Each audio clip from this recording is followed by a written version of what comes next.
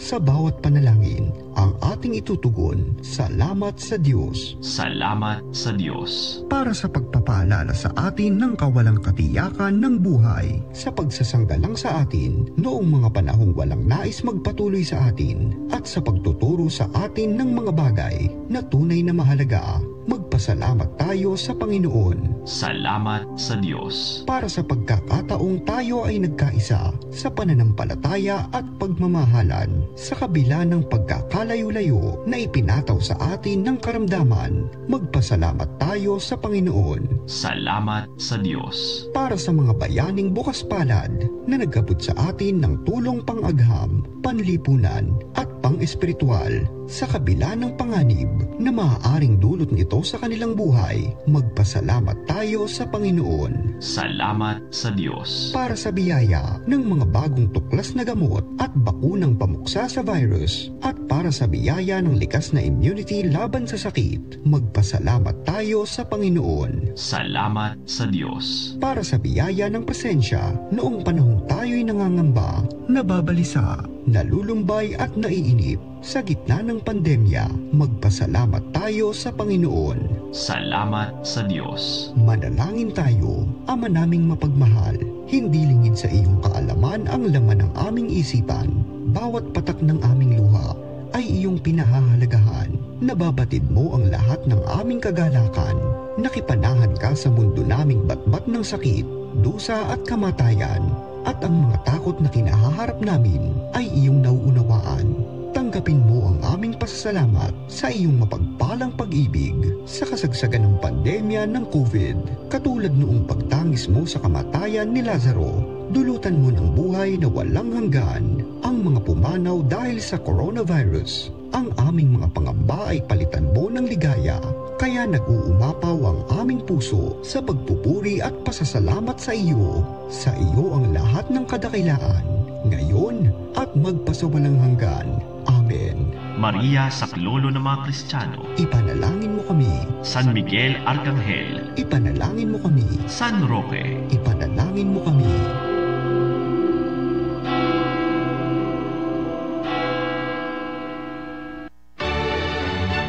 From Mega Manila, Philippines, and the World Wide Web, through broadcast and social media, this Easter season, Veritas 846 Kapanani, 55 years of Catholic broadcasting. Veritas 846, ang radyo ng simbahan. Member, Catholic Media Network, and kapisanan ng mga broadcaster ng Pilipinas. Philippine Standard Time, 4 na minuto makalipas ang 8 ng gabi. Ngayon po ay araw ng Linggo, ika-28 ng Abril, taong 2024. Narito ang Veritas News Alert Nationwide. Nananawagan si Taytay Palawan Bishop Roderick Pabilio sa mamamayan na paigtingin ang pangangalaga sa kalikasan upang maibsan ang epekto ng climate change sa ekonomiya at pinakamahihirap sa lipunan. Iginiit ni Bishop Pabilio na ang mga mahihirap ang direktang apektado ng mga sakuna at kalamidad na dulot ng climate change na sanhi ng kapabayaan ng tao sa kalikasan. Nilinaw ng obispo na bunsod ng mga kalamidad dulot ng climate change ay nasisira ang mga negosyo at establishmento na nagdudulot ng pagkalugi sa mga negosyante maging sa ekonomiya ng bansa. Umapila naman si Bishop Pabilio sa mamamayan na palawakin ang kaalaman at kumilos para protektahan ang pangangalaga ng kalikasan. Patuloy naman ang pagkilos ng Simbahang Katolika katuwang iba't ibang makakalikasang grupo sa paggawa ng mga programa para mapangalagaan ang kalikasan.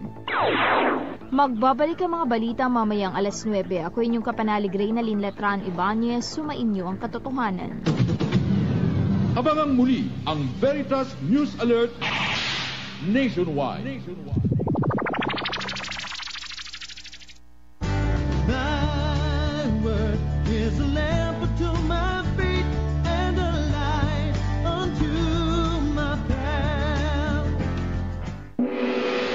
Ang Biblia ngayon. Isang pastoral na pag-aaral tungkol sa nilalaman ng banal na kasulatan, tutugon sa mga usaping kinakaharap natin ngayon, batay sa katotohanan, lapat sa karanasan, tuwing linggo, alas 8 hanggang alas 9 ng gabi. Dito lamang sa Veritas 846, ang radyo totoo. Hatid sa inyo ng Paulines, ng Biblical Apostolate ng Archdiocese of Manila at ng Veritas 846. If today you hear the voice of the Lord, harden not your hearts. Ang Biblia ngayon. Makinig.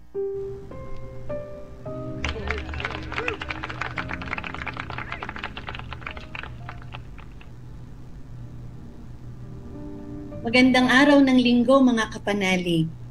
Nasa ikalimang linggo na po tayo ng Pasko ng Pagkabuhay at mainit na pagbati po sa lahat ng ating mga tagapakinig. Kumusta na po kayo? Sana'y naranasan ninyo ang kalinga at pangangalaga ng ating mabuting pastol sa nagdaang linggo. Inaanyayahan ko po kayong muli na samahan kami sa isang oras ng pag-aaral at pagninilay ng salita ng Diyos. Dito sa ating programang Ang Biblia Ngayon. Ako po si Sister Rose Agtarap ng Daughters of St. Paul at syempre kasama po natin ang ating co-host, broadcasting live sa Studio Veritas 846, ang Director ng Biblical Apostolate of the Archdiocese of Manila, si Reverend Father Adonis Saclolo. Magandang gabi, Father Adonis. Magandang gabi, Sister Rose. Magandang gabi, mga kapanalig. Ngayon po, Sister Rose, naisa na natin pag-usapan dahil sa Miyerkules ay Mayo 1 na, no, kapistahan ni San Jose Manggagawa. Naisa na natin pag-usapan ang tungkol kay San Jose. Sino ba si San Jose Manggagawa sa mabuting balita? No, ito po ang ating topic ngayon. Bilang paniwala po, alam nyo po na nagsimula ang debosyon kay San Jose ay matagal na. No, pero ito ay naging, pwede nating sabihin na nakilala noong ika-14 na siglo. Ito yung mga Servites, ito yung mga praileng mendicant, no, naglilimos. At kanilang ino-observe yung March 19, no, araw ng kamatayan ni San Jose bilang kapistahan. No? Pero alam din natin yung March 19 ay hindi yung kapistahan, no, ng St. Joseph, husband of Mary.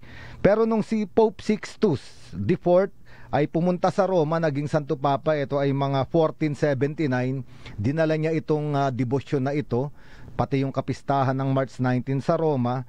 At si Pope Gregory the 15th noong 1621 ginawa itong obligatory. So ito ang unang kapistahan ni San Jose, March 19.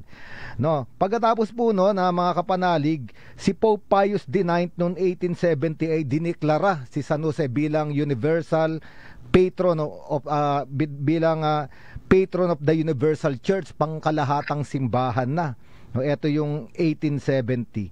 At nung panahon naman ng 1889, gumawa ng isang encyclical si Pope Leo XII, Quam Plures, tungkol sa debosyon kay San Jose. At noong 1955, si Pope Pius XII ay itinalaga yung Mayo 1, no, bilang kapistahan ni San Jose bilang manggagawa. Kaya dalawa po yung kapistahan natin kay San Jose bilang manggagawa. No, kaya nung si St. John Paul II ang Santo Papa, gumawa siya ng isang apostolic exhortation, no, bilang pag-alaala ng centenaryo, 100 years after ng encyclical ni Leo XIII, no, yung Quam Plures.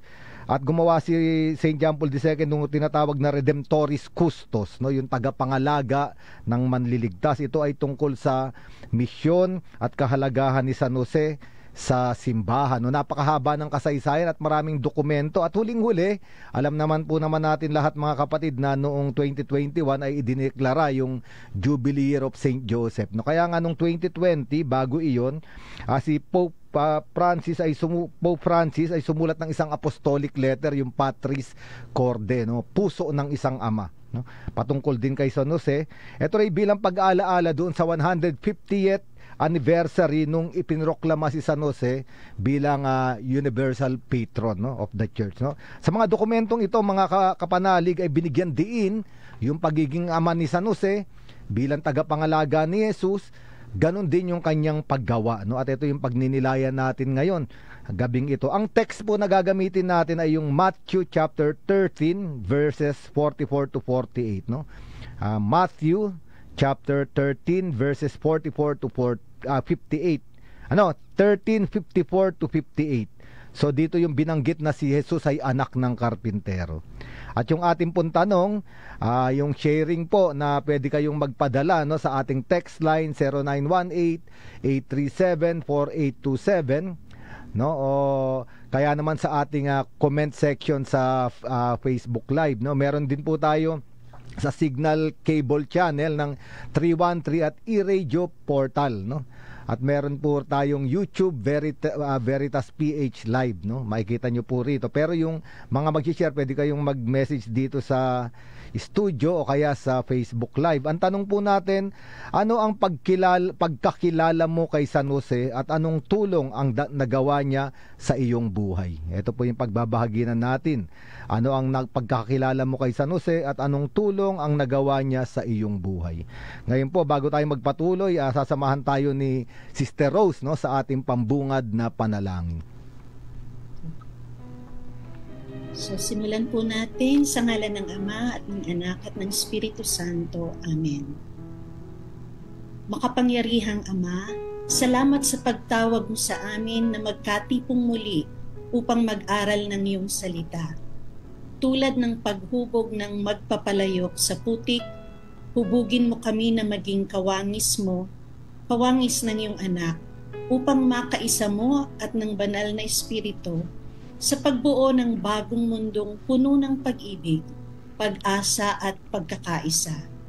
Gabayan mo ang aming tagapagturo ngayong gabi na si Father Adonis at ang lahat ng kapanalig na nakikiisa sa pag-aaral ngayong gabi. Basbasan mo rin po ang apostolado ng Radio Veritas, ng Daughters of St. Paul at ng Biblical Apostolate ng Archdiocese of Manila upang lalo pa kaming maging masigasig sa pagpapalaganap ng magandang balita. Tulungan nawa kami ni San Jose, ang manggagawa, na magpasalamat sa mga kaloob mo, gamitin at linangin ang mga ito sa paggawa ng hindi sumusuko sa kapaguran at kahirapan. Hinihiling namin ito sa ngalan ng Panginoong Hesukristong muling nabuhay. Amen. O Jesus, ikaw ang daan, ang katotohanan at ang buhay. Iligtas mo kami. O Maria, Birhen ng katotohanan. Ipanalangin mo kami. Sa ngalan ng Ama at ng Anak at ng Espiritu Santo. Amen.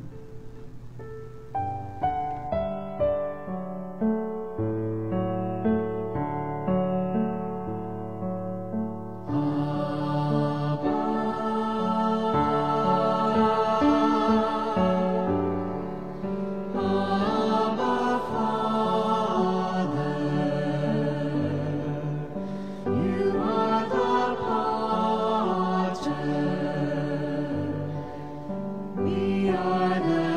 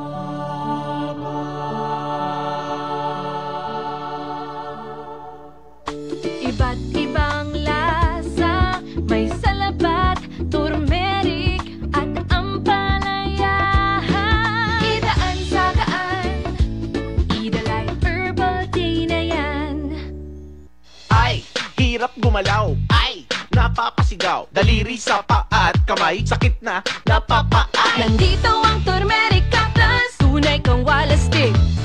Mahalagang paalala, ang Turmerica Plus ay hindi gamot at hindi dapat gamitin panggamot sa anumang uri ng sakit. Thy word is a lamp unto my feet and a light unto my path. Ang Biblia ngayon. Makinig. If today you hear the voice of the Lord, harden not your hearts.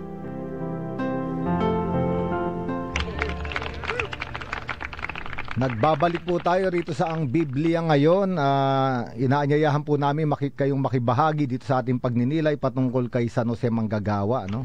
Ang ating mo pagninilayan ay ano ang pagkakilala mo kay San Jose at anong tulong ang nagawa niya sa iyong buhay. No, ngunit bago po tayo magpatuloy sa ating usapan, no, tungkol kay San Jose, papakinggan muna natin si Sister Rose, no, para sa ating balik dinig noong para sa pinag-usapan natin talakayan noong nakaraang linggo. Sister Rose? Okay, thank you, Father.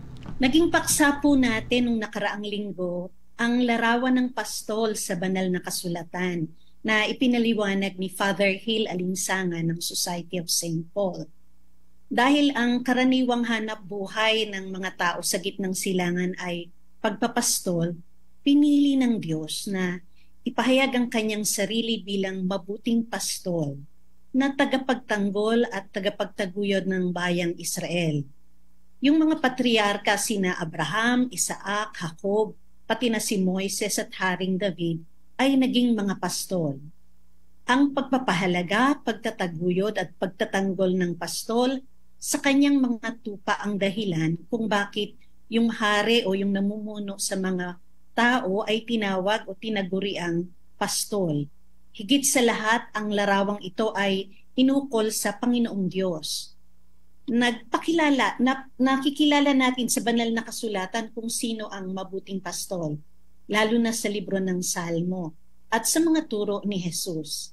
Siguro tatandaan natin yung Psalm 23, yung larawan ng mabuting pastol na nagbibigay ng pagkain sa mga tupa, nagdadala sa kanila sa sariwang pastulan, kung saan pwede silang magpahinga at kumain.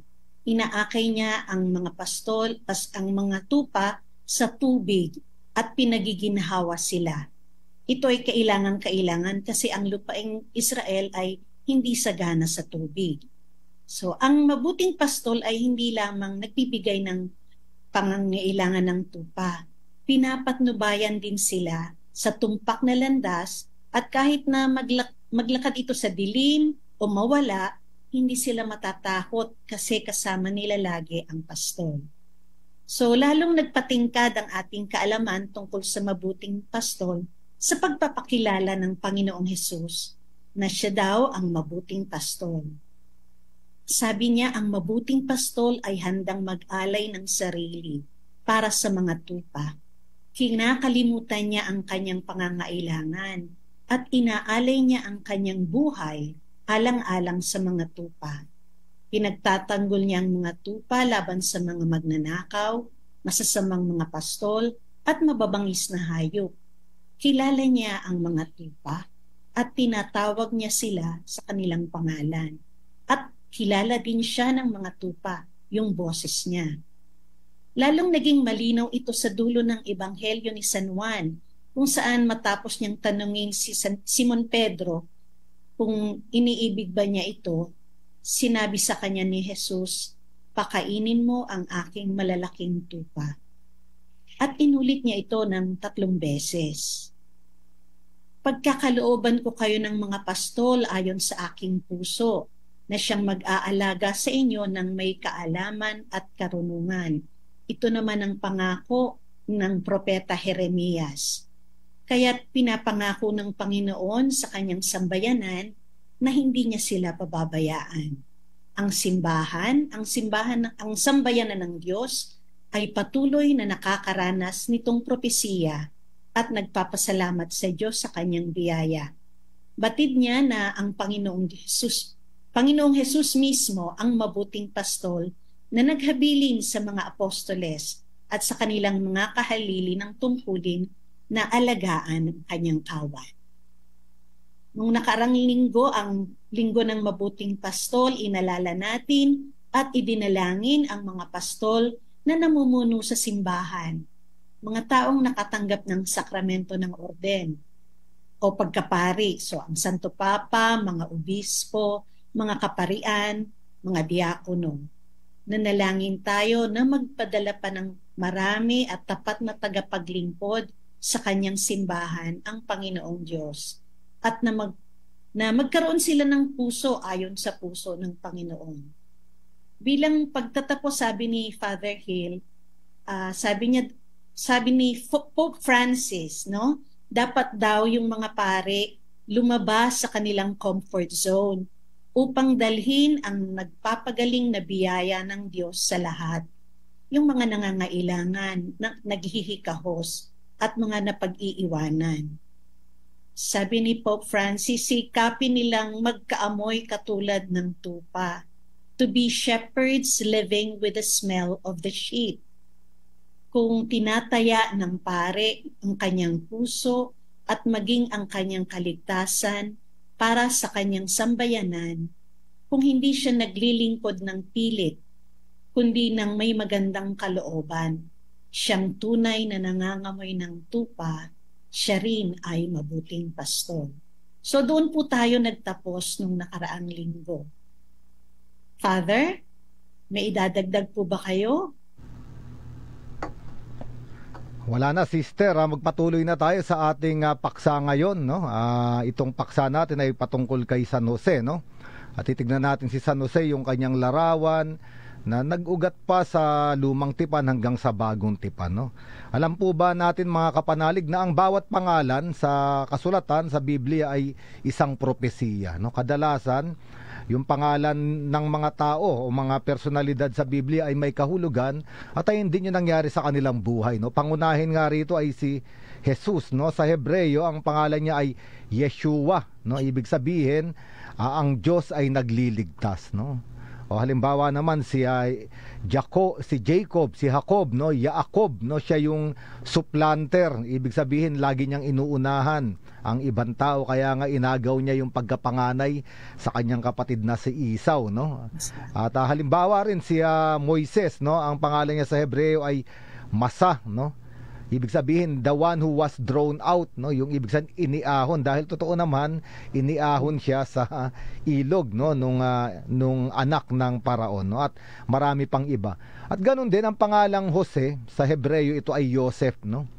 At ang Joseph, ang ibig sabihin nito ay God has augmented, no, or God has added, no? O pwede nating sabihin parang kinumpleto ng Diyos, no, itong pagkatao ng taong ito, no? May idinagdag siyang mga biyaya, no? Makikita natin si San Jose, no, asawa ni Birheng Maria, ay meron siyang tinatawag nating parallel figure, no, sa Old Testament. At ito ay si Jose rin, no? Ang pangalan din ay Jose, yung panglabing isang anak ni Jacob, no? Alam naman natin si Jose, yung panglabing isang anak ni Jacob, meron din siyang regalo ng panaginip, no? Siya ay kinakausap ng Diyos sa panaginip, no? Si San Jose naman, sa asawa ni Maria, ganun din, kinausap din ng Diyos sa pamamagitan ng panaginip, no? At pwede natin sabihin na si Jose, yung anak ni Jacob, nung napunta siya sa Ehipto, naging malinis siya, pinanatili niya yung kalinisan, yung tinatawag na chastity, no? Kahit pa nga tinutokso na siya ng asawa ni Potiphar, no? At alam din natin si San Jose, asawa ni Maria, no, iginalang niya yung pagiging birhen ni Maria, no? Kahit sila ay mag-asawa, no, naging chaste, no? Kaya nga ang tawag kay Saint Joseph ay chaste husband, no? Malinis, no? At ang parehas din na nangyari sa kanila, si Jose, no, yung anak ni Jacob, ay dinala sa Ehipto dahil inusig siya ng kanyang mga kapatid, no? Makikita rin natin sa Ebanghelyo ni San Mateo, si San Jose rin, asawa ni Maria, kasama si Maria, at si Jesus ay pumunta rin sa Ehipto dahil inuusig sila ni Herodes, no? At maraming iba pang mga paralelism, no, paghahambing na pwede nating sabihin, no? Pero ngayon papasok na tayo rito sa ating nais pag-usapan, no? Kung titignan natin sa Ebanghelyo ni San Mateo sa unang kapitulo, no, pagkatapos ng tinatawag na genealogy, yung talaan ng lahi, no, makikita natin doon na si Jose ay mula sa lahi ni David, no? Kaya nga nung sa Matthew chapter 1 verse 18, dito na iniulat, no, o ikinuwento kung paano bang ipinanganak si Jesucristo, no, at ano yung nangyari. At sabi ro na si Jose ay betrothed, ibig sabihin nun ay kasal na sila. Kasi sa kultura ng mga Hebreyo, ang kasal ay may dalawang bahagi. Unang-una yung betrothal. Yung betrothal, kasunduan na yon, no? Sa harapan ng lipunan, sa harapan ng Diyos, kasal na yung dalawang nagmamahalan, no? Sa kasong ito, si Jose at si Maria. Pero hindi pa sila magsasama. Dahil betrothal period pa lang. Yung betrothal period sa kultura ng mga Hudyo umaabot ng 6 na buwan, 1 taon. Ano bang ginagawa rito? Unang-una, yung lalaki dapat siya magtayo ng bahay para sa kanilang mag-asawa, no? At yung babae naman ay mananatili sa bahay ng kanyang ama, no? At ito ring panahon na ito, dito pinapatunayan o dinadalisay yung katapatan sa isa't isa, no? At sabi rito na noong panahon na yon, at ayun na nga, nagbuntis si Maria, no? Dahil siya ay nilukuban ng Espiritu Santo at pinaglihi niya si Jesus, no? At si Jose, sabi rito, isa siyang matuwid na tao, no? At ayaw niyang malagay sa kahihiyan si Maria. At mahalaga ito dahil si Jose yung matuwid, ito yung Zedekim, no? Yung Zedekim, hindi lang sila matuwid, maayos yung pamumuhay, kundi alam nila yung kasulatan, alam nila yung kalooban ng Diyos, no? Natural, alam din ni Jose yung pangako patungkol sa Mesiyas. Alam niya yon dahil nagbabasa siya ng kasulatan ng Torah. Kaya dahil dito sinabi niya, binalak niyang hiwalayan si Maria ng palihim, no? Dahil din nakalagay din sa kasulatan na kapag yung babae ay nagbuntis, no, at dahil nangalo niya, dahil pangangalo niya na to, kahit hindi pa sila nagsasama, kasal na sila, betrothed na, ay talagang babatuhin yung babae. Pero ayaw ihayag ni Jose, no, kaya gusto niyang humiwalay ng lihim. At ito yung panahon na kinausap siya ng Diyos sa panaginip. Nasabi rito ng Panginoon, Jose, anak ni David, huwag kang matakot na pakasalan si Maria, sapagkat ang sanggol na dinadala niya ay mula sa Espiritu Santo. Magsisilang siya ng isang batang lalaki at Jesus ang ipapangalan mo sa sanggol, sapagkat ililigtas niya ang kanyang bayan sa kanilang mga kasalanan.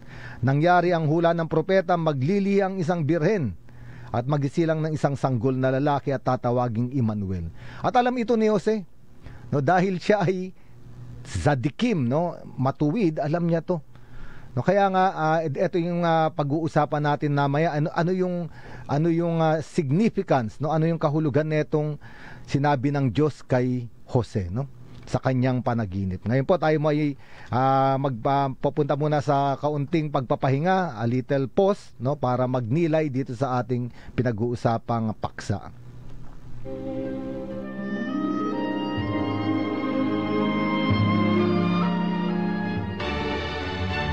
From Mega Manila, Philippines, and the World Wide Web, through broadcast and social media, this Easter season, Veritas 846 Kapanani, 55 years of Catholic broadcasting.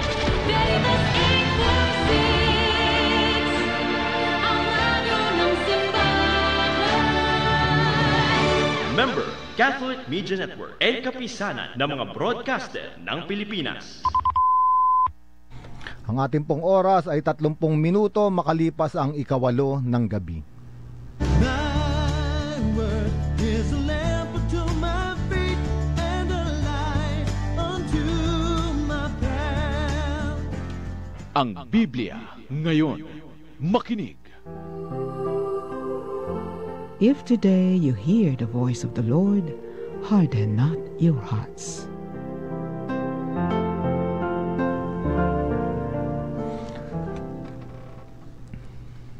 Nagbabalik po tayo sa Ang Biblia Ngayon at ang tinatalakay po ni Reverend Father Adonis ay tungkol kay San Jose Manggagawa. So ang tanong po para sa ating reflection, ano ang pagkakilala mo kay San Jose at anong tulong ang nagawa niya sa buhay mo?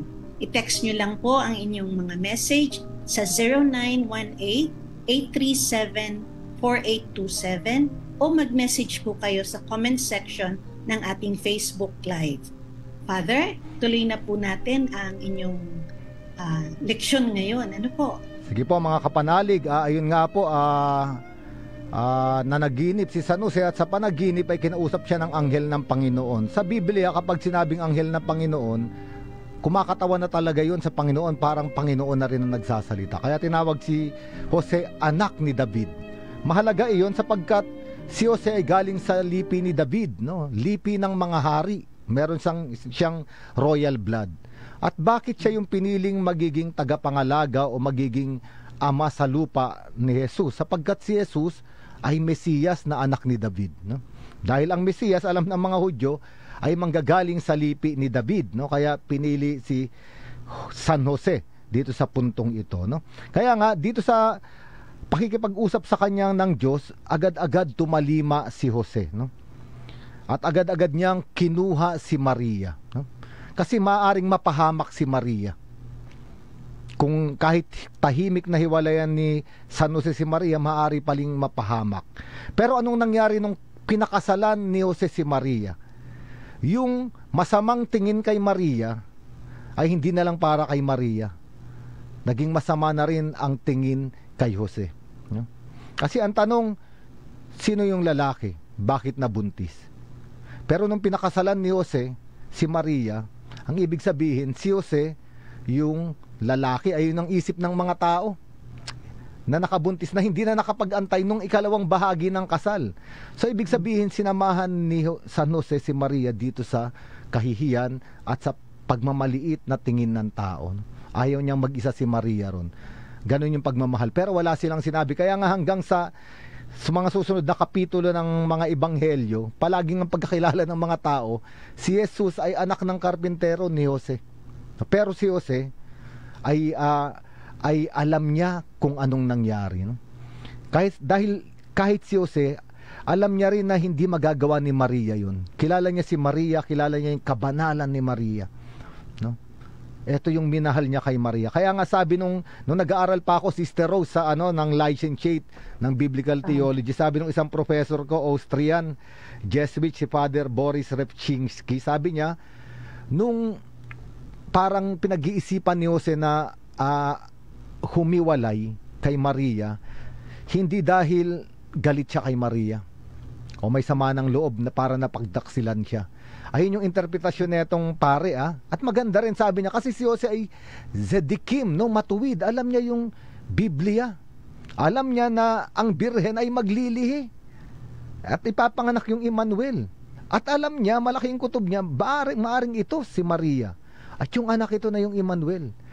Kaya raw gustong hiwalay ni Jose, hindi niya makita yung sarili niya na maging bahagi netong napakalaking plano ng Diyos. Parang sinasabi ni Jose, hindi ko karapat dapat dyan. Ayun sabi nung pare, maganda rin yung interpretasyon. Kaya nga, kinausap siya ng Diyos, no? Huwag kang matakot, sabi, napakasalan si Maria, no? At ito mga kapanalig, magpapatuloy tayo. Ngayon, nung nalaman na, alam na natin Father, yung sister? Father, may tanong lang ako. Kasi noon may nagtanong sa akin, natatandaan ko, sabi niya, hindi kaya ang dahilan kung bakit walang tumanggap kay Maria at kay Jose nung manganganak na siya ay dahil nga yun yung kumbaga dahil yung kahihiyan ng nitong mag-asawa na to, no, si Jose at si Maria, na walang gustong tumanggap sa kanila nung panahon ng manganganak kasi kumbaga nagbigay sila ng kahihiyan doon sa angkan. So, may maaari daw na isa yun sa may posibilidad yun, sister, no? Kasi ito may pinag-uusapan natin. Pero ang pinag-uusapan natin si San Jose, talagang sinamahan niya si Maria sa gitna ng kahihiyan, no?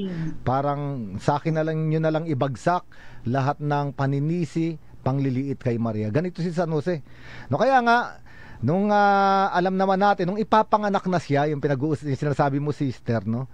Pinanganak siya sa Bethlehem, no, dahil yung census alam na natin, no. Pero nung nalaman ni Herodes, 'di ba, gustong ipapatay itong si Jesus. Bakit gustong ipapatay itong si Jesus?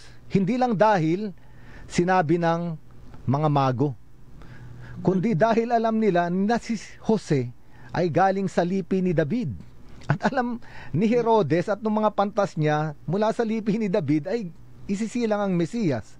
Kaya nga si Jose, no, alam niya yung panganib para kay Jesus, pero alam niya rin yung panganib para sa kanya at kay Maria. Dahil nga dinala niya na at siya na ang nagpakilalang ama kay Jesus sa mga tao. No, kaya sila ay pumunta sa Ehipto, no? At ito na yung kasaysayan, no? Pagkatapos nun, sister, alam na natin yung kasaysayan. Pagkatapos nung namatay na si Herodes, yung bayang Israel nahati sa 3 teritoryo, no? At ang ilagay sa posisyon ng Huda ng Jerusalem ay si Archelaus. Archelaus, ito ay mas malupit pa kay Herodes. Kaya nung mula sa Ehipto, hindi sila pumunta sa Judea, no? Sila ay dumiretso sa north, sa Galilee, sa Nazareth, no? At dito na nagsimula yung buhay, no, ng banal na mag-anak, no, ng Holy Family, no? At dito na natin ito pag-uusapan. Ngayon, alam natin na si Jose ay karpintero. Pero sa Griego, masyadong maliit yung salitang karpintero kasi ang sa Griego nakalagay doon, siya ay tekton. Yung salitang tekton ay hindi lang siya karpintero kasi yung karpintero parang sa kahoy lang. Yung tekton, builder ito. Pwede ito sa bato, no? Pwede ito sa mga bakal, no? Ayun si San Jose. At ito yung trabaho niya. At ito yung ipinambuhay niya kay Maria at kay Jesus, no? Kaya nga pag tinignan natin sa Mark chapter 6 verse 3, dito din ipinapakilala na si Jose ay karpintero, no? Okay. Pero noong panahon na yon, sister, mga kapanalig, sa buong mundo, ang gumawa o ang maging manggagawa o pwede natin sabihin trabahador ay mababa ang dignidad. Bakit? Kasi alam natin yung mga pilosopo na si Socrates at si Aristotle, kahit si Plato, meron silang tinatawag na hierarchy of society, no, na ang mga manggagawa ay nasa baba. Ang mas mahalagang tao, yung mga pilosopo, yung mga nag-iisip, yung matatalino, nasa taas, no? Pero sa kasulatan, ang paggawa ay mahalaga kasi ito yung unang iniutos ng Diyos kay Adan at kay Eva nung nilagay sila sa hardin. Linangin ninyo ang hardin, pangalagaan ninyo ang hardin. Gumawa si Adan at si Eva. So iba yung filosofiya, iba yung kaisipan ng tao nung panahon ni Jesucristo, iba rin ang bayang Israel. Sapagkat sa bayang Israel, ang paggawa ay mahalaga. Ang paggawa ay banal, no? Alam nga natin, palaging sinasabi, ora et labora, no?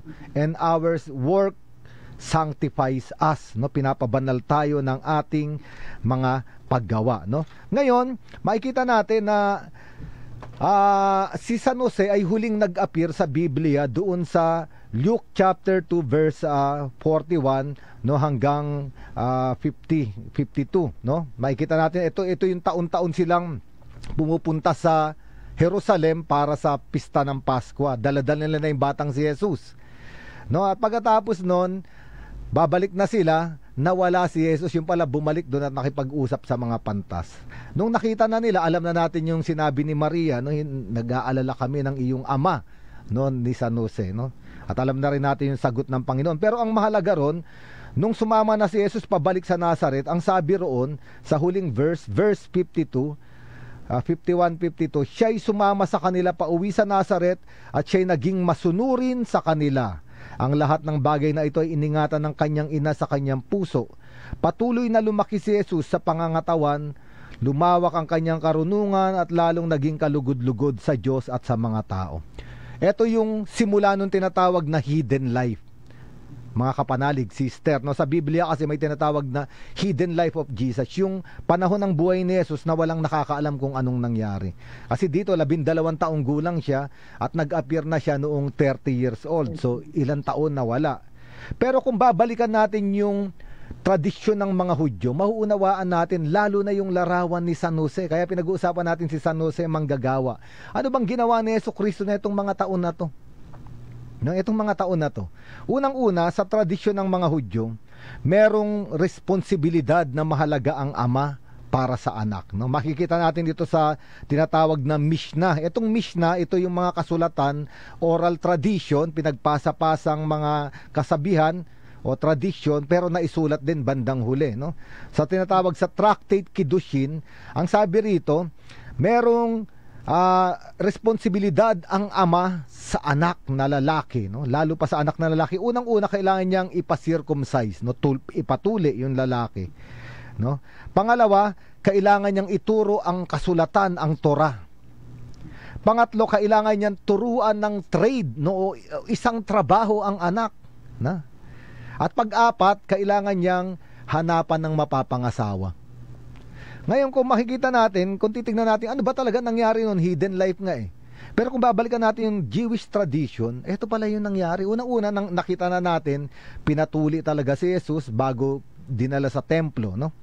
Pero makikita natin dito na sino ang nagturo ng kasulatan kay Jesus, ng Torah, magbasa ng Biblia, no? Magturo ng mga alpabetong Hebreyo. At ano yung itinurong gawain o trabaho kay Jesus, kasi responsibilidad dito. So ibig sabihin, si Jesus ay natuto ng pagbasa ng kasulatan kay San Jose, at yung trabaho ni San Jose ay yung itinuro kay Jesus. Kaya kung karpintero si San Jose, tekton din si Jesus, no? Kaya nga makikita natin dalawang bagay ito, no? Ang responsibilidad ng ama ay ipasa yung pananampalataya sa anak, ituro yung kasulatan, ipakilala yung Diyos, no? Kaya nga sabi, alam natin ito sa Deuteronomy chapter 6, no? Verse 4 until 9, di ba? Sabi ron, Shema Israel, makinig ka Israel, mahalin mo ang Diyos ng buong mong puso, ng buong mong kaluluwa at buong mong lakas. At sinabi ron, ito ay ituro mo sa inyong mga anak, no? Palaging sabihin sa kanila kahit sila ay nasa loob ng bahay o naglalakbay sa labas, kahit sila ay natutulog o kung sila ay nakatayo. Ipasa ang pananampalataya, no? At pangalawa, kailangan turuan ng isang gawain, no? Alam din natin na si San Pablo, no? Halimbawa, pag binasa natin yung Acts chapter 18 verses 2 to 3, no?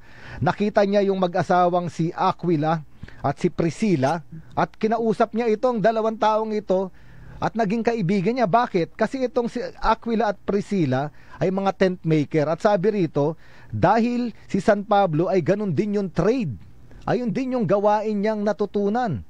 Si San Pablo ay Pariseo, ibig sabihin nag-aral din siya ng Torah, pero nag-aral din siya ng isang gawain, ng isang trabaho. Siya ay manggagawa ng tolda, no? Kaya pwede natin sabihin si Jesucristo ay isa ring karpintero. Tinanggap niya itong pagtuturo ng Torah kay San Jose, at higit sa lahat, itong paggawa kay San Jose. Kaya nga pinag-uusapan natin kahalagahan ni San Jose manggagawa, no? Kaya bago tayo magpatuloy, sister, mga kapanalig, pwede po kayong mag-message dito sa ating pinag-uusapan patungkol kay San Jose manggagawa sa ating text line 0918-837-4827. Mag-message sa comment section ng Facebook Live. Okay po.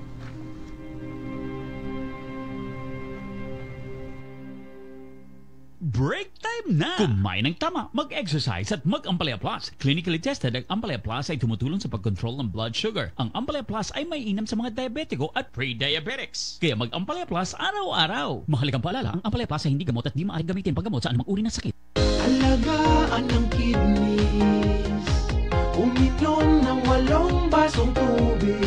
Renalin, Renalin, Renalin, araw-araw. Mahalagang paalala, ang Renalin ay hindi gamot at hindi dapat gamiting panggamot sa anumang uri ng sakit. Ubong dalahit kasabay ng lagnat at baradong ilong, kapanalig, baka pertussis na yan. Alam ba ninyo na ang whooping cough o pertussis ay isang highly contagious bacterial infection sa ating respiratory system? Ang mga sintomas na maaaring maidulot nito ay halos katulad ng trangkaso, lagnat, sipon, at pag-ubo. Kadalasang biktima ay mga sanggol na hindi pa kompleto ang bakuna. Siguraduhing napabakunahan ang mga batang may edad na 8 buwan gulang pataas. Panatilihing malinis ang katawan at magsuot ng face mask kung magagawi sa lugar na may confirmed cases. Kapanalig, mag-ingat sa sakit na pertussis, magpabakuna at manatiling malinis. Isang paalala mula sa inyong kapanalig na himpilan, Veritas 846, ang radyo ng simbahan.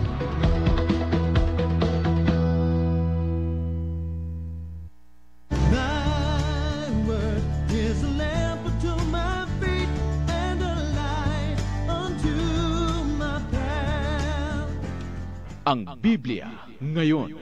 Makinig.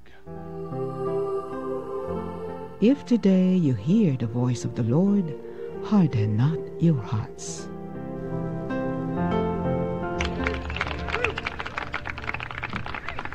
Babalik po ang Biblia ngayon. Ito po si Sister Rose Agtarap ng Daughters of St. Paul. At pagpapatuloy na po ni Father Ado ang kanyang pagtalakay tungkol kay San Jose ang manggagawa. So isang Father? interesting historical fact, Sister. Nung panahon na si Jesus ay lumalaki doon sa Nazareth, ang capital ng Galilea, yung north ng Israel, ay ang tinatawag na lugar na Sepphoris. Itong Sepphoris ay kapitbahay ng Galilea, no? At ito, nung binubuo itong Sepphoris, nung panahon na yon, no? Ayun yung panahon na si Jose ay gumagawa ng mga bahay, ng kung ano-ano. Ayun yung panahon na tinuturuan niya si Jesus. No, nakapunta ako rito, Sister, napakaganda ito, isang Hellenized city, no? Makikita natin doon yung mga struktura, arkitektura, no? Na sabi ng mga archaeologists doon, na karamihan ng gumagawa rito, malaki yung posibilidad galing sa Nazareth. Dahil yung Nazareth ay isang lugar ng mga manggagawa, no? Lalo na katulad ni Jose na tekton. Kaya hindi raw malayo yung posibilidad na si Jesucristo ay gumawa roon, no? At ito nga, dahil ito ay capital of Galilee, itong Sepphoris, no? Halos kulang-kulang 2 oras yung lakad. Ito ay Greek city. Ang salita raw dito ay Griego, no? Yung tinatawag na koine, no? Kaya si Jesucristo ay marunong mag-Griego, no? Si Jesucristo marunong mag-Aramaiko, ay yung salita nila pang araw-araw. Hebreo ay yung salita nila sa sinagoga, sa templo. Latin ayun kasi yung usapan, no, dahil sila ay sakop ng mga Romano, at itong Griego, no? Yung Griego, ito yung tinatawag na koine Greek. Kung sa panahon natin ngayon parang English ito, no? Kilala sa lahat, no? Kaya nga makikita natin na si Jesucristo ay gumagamit ng mga salitang Griego na walang translation sa Hebreo. Ito halimbawa yung hypocrite. Yung hypocrite ay salitang Griego sa actor. At makikita natin dun sa Sepphoris may theater dun, no? At doon, siguro dahil palagi sa Jesucristo ron, doon niya nakita itong mga aktor, no? May maskara at umaarte. Nagpipresenta ng ibang pagkatao, pero iba yung pagkataong nasa loob. Kaya makita natin itong mga pagtuturo ng ating Panginoon doon, no? At makikita rin natin na si Jesucristo ay nakipag-usap kay Pilato, no? Ano yung ginamit na salita, no? Maaring Grego, maaring Romano, no? Okay, kaya nga, makikita natin sa mga talinghaga ni Jesucristo, no? Nakuha niya ito sa nilakihan niya, no? Halimbawa, meron siyang mga talinghaga, marami, no? Pero isang mahalagang talinghaga niya ay yung galing sa Matthew chapter 11 verses 28, no, until verse 12 verse 1. Ito yung, "Come to me all of you who are tired and overburdened, and I will give you rest. Take my yoke upon you and learn from me." Ito'y tungkol sa pamatok. Pero higit sa lahat, alam ni Jesucristo yung pakiramdam ng isang pagod. Sabi niya, "Lumapit kayo sa akin kayong lahat ng napapagal." Alam ni Jesucristo ang mapagod, no? Alam niya ang magtrabaho, no? Kaya nga, ito rin ay patungkol sa krus, no? Pwede natin sabihin kasi itong yoke, ito yung para sa hayop, no? Na ang nakakaalam ay yung tekton. Yung karpinterong katulad ni Jesucristo at ni Jose, ang nakakaalam kung ano yung tamang pamatok sa isang hayop na hindi siya masasaktan. Pero ang pamatok sa kultura ng mga Hudyo ay hindi yung katulad ng nakikita natin sa probinsya, isang kalabaw, isang pamatok, isang yoke. Hindi nila masyadong pinapayagan yun, ayaw nila yun. Palaging pair of animals, no? 2 oxen, 2 donkey. Kaya yung yoke sa mga Hudyo ay hindi lang isang yoke, palaging magkadikit na yoke. Kaya nga maintindihan natin itong talinghaga ni Jesucristo, "Take my yoke upon you and learn from me." Ibig sabihin, parang sinasabi sa atin ng Panginoon, may binubuhat kang mabigat. Pero dahil ang problema, ikaw lang na nagbubuhat. Kailangan mo ng kapartner, ng kasama. Kasi ayun yung tradisyon ng mga Hudyo, 2 hayop, 2 pamatok na magkadikit. Kaya parang sinasabi ng Panginoon, "Take my yoke upon you." Yung pamatok mo, pwede kong pasanin kasama kita. O yung pamatok ko, ayun din yung pasanin mo para magkasama tayo. Dahil sinabi ni Jesucristo, "For my yoke is easy and my burden is light." At napakalalim nitong talinghagang ito dahil sa paggawa, no? Dahil sa paggawa, totoo minsan parang napakabigat na ng krus na pinapasan natin. Pero dahil maaring pinapasan natin mag-isa, maaring di natin alam na ang Panginoon ay nag-aalay, no? Gusto kitang samahan. At totoo naman, ang Diyos naman talaga ang nagbibigay ng pamatok natin, ng krus natin. Tekton sila eh. Si Jesucristo ay tekton. Alam niya yung tamang sukat ng pamatok, no? Kung ano yung binigay sa atin, ayun yung tama, no? At isa pa, sister, halimbawa yung sa pagtatayo, no? After the Sermon on the Mount, yung huling-huling bahagi sa Matthew chapter 7, sabi ng Panginoon Jesucristo, "Kapag pinakinggan yung aking mga salita at ginawa ninyo ito, para kayo nagtayo ng bahay sa bato. Dumating yung bagyo, malakas na hangin, hindi guguho." Ito na naman, paggawa na naman, tekton, nakuha niya na naman kay San Jose. Pero kapag hindi ninyo ginawa itong salitang ito, para kayo nagtayo ng bahay sa buhangin. At alam na alam ni Jesus, no? Pag magtatayo ka ng bahay sa buhangin, yung pundasyon, napakadali lang hukayin yan. 2 oras may pundasyon ka na, kasi buhangin. Madali rin itayo yung bahay kasi nakapag-hukay agad ng pundasyon. Pagdating ng bagyo, babagsak. Pero yung maghukay sa bato, masakit yun. Naalala ko nung bata ako, nag-construction worker ako, sister, doon sa Philinvest, naghukay kami, pundasyon, adobe. 2 araw pa lang, puro paltos na yung kamay ko. Ganon, no? Pero siguro matibay yung bahay. Matagal itayo, mahirap, pero malalim yung pundasyon at matibay yung pundasyon. At ito raw yung salita ng Diyos. Parang sinasabi ng Panginoon sa atin, no, kung ikaw ay uugat o magpupundasyon sa salita ko, darating yung mga pagsubok, problema, no? Pero hindi ka babagsak, no? Hindi ka babagsak, no?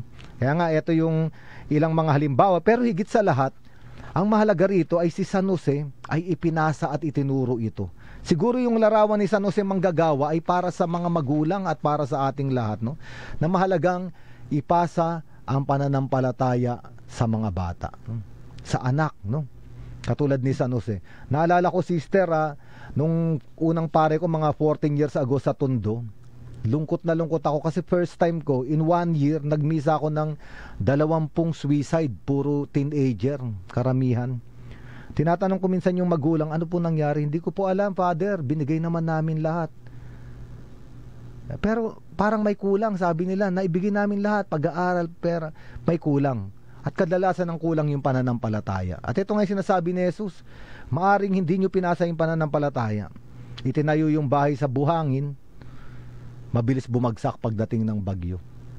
Yung pagpapasa ng pananampalataya, katulad ni San Jose, no, ay ginagawa niya ng masinsin, no? Pinapasa yung pananampalataya sa anak para yung anak ay nakapundasyon sa bato. Kasi ang buhay ay hindi bed of roses eh. Babagsak tayo kung may bagyo, no? At yung pamatok, kailangan malaman ng mga bata na may kasama sila, no?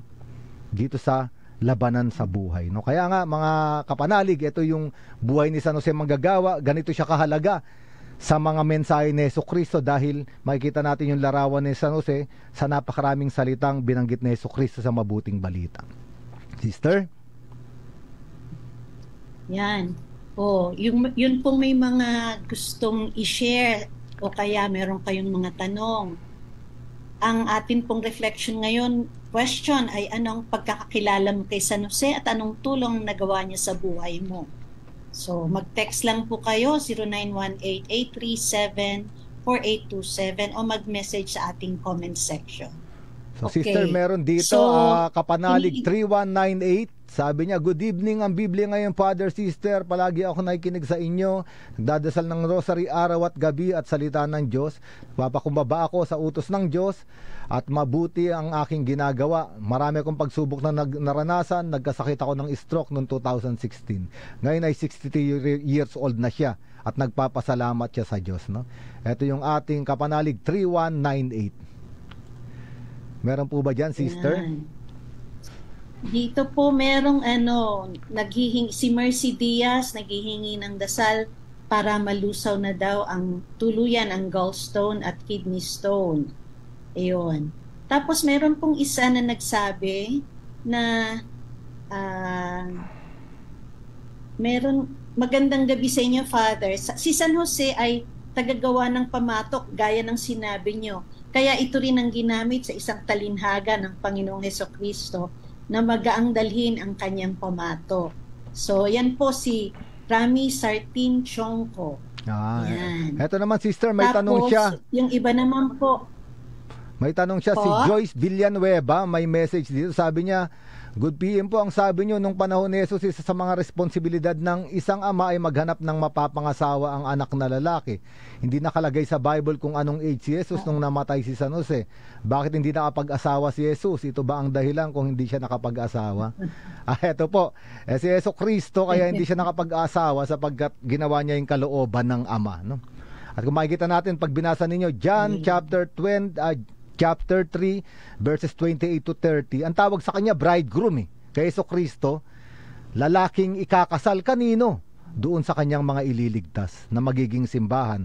Kaya ang napangasawa ni Yesu Kristo, binigay niya yung kanyang sarili ay sa sangkatauhan. No?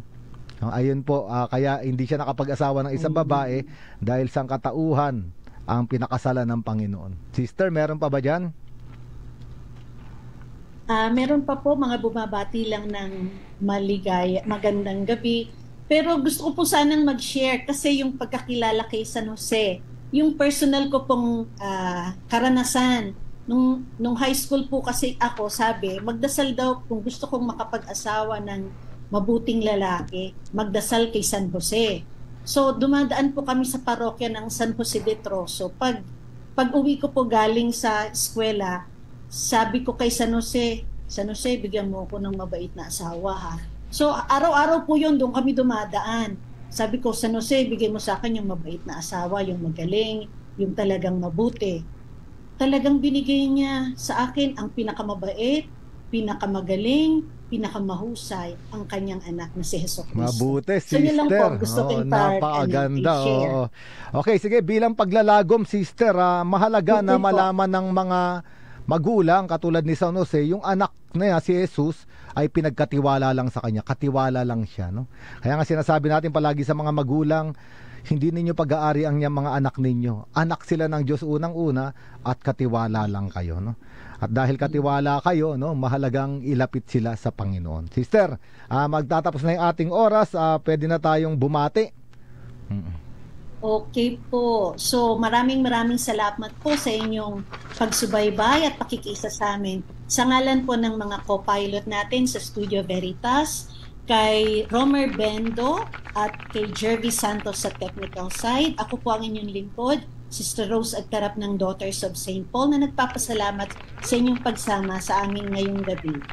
Ako po si Father Adonis Saclolo, Arkham Ministry on Biblical Apostolate. Inaanyayahan po namin kayo na kami ay subaybayan sa ating mga pag-aaral. Sumainyo ang katotohanan.